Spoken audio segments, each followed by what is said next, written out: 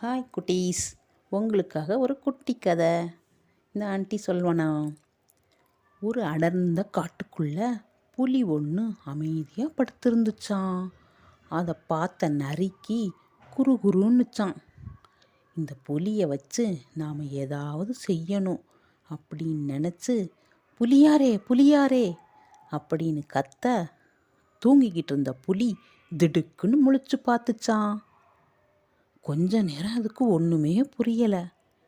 நிதானத்துக்கு வந்தப்புறம்தான் புரிஞ்சது, இந்த நரி தான் நம்மளை எழுப்பியிருக்குன்னு. பயங்கர கோபத்தோட, அறிவு இருக்கா உனக்கு? நல்ல தூக்கத்தில் இருந்த என்னை ஏன் எழுப்புன? மன்னிச்சுக்குங்க புலியாரே, பக்கத்தில் ஆட்டு மந்தை இருக்கு ஊருக்குள்ள. அதில் கொழுத்த ஆடுங்கள்லாம் நிறைய இருக்கு. நல்லா புல்லை தின்னு வளர்ந்த கொழுத்த ஆட்டுக்கறி அவ்வளோ ருசியாக இருக்கும். அதுக்கு என்னங்கிற? அது ஊருக்குள்ளெல்லாம் இருக்குது. மாட்டினோம் அவ்வளவுதான், போவையா? காட்டில் நிம்மதியாக இருக்கிறவனை உசுப்பேத்தி விட்டுக்கிட்டு அப்படின்னு புலி திட்டிருச்சு. நரி தலையை தொங்க போட்டுக்கிட்டே போயிருச்சு. இருந்தாலும் நரிக்கு ஆட்டுக்கறி ஆசை போகலை. பார்ப்போம், புலியை விடக்கூடாது.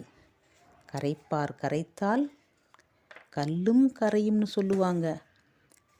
தினம் ஆட்டுக்கறியை பற்றி பேசி பேசி கடைசியாக புலிக்கும் ஆசையை வர வச்சது நரி. ஆடு பிடிக்க மாடு வேஷம் போட சொன்னது நரி.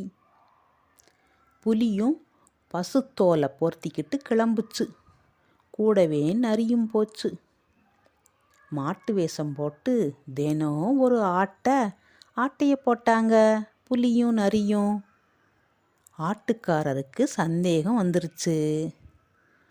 ஆடு திருடின கள்ளனை பிடிக்க ஒரு மோப்ப நாயை கூட்டிகிட்டு வந்தார்.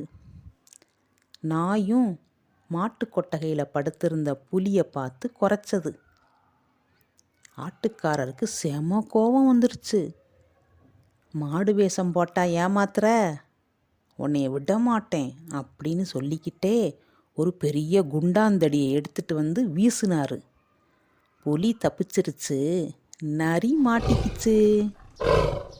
நரிய வச்சு செஞ்சாரு ஆட்டுக்காரர். நயவஞ்சக நரிக்கு நல்ல பாடம் கிடைச்சது.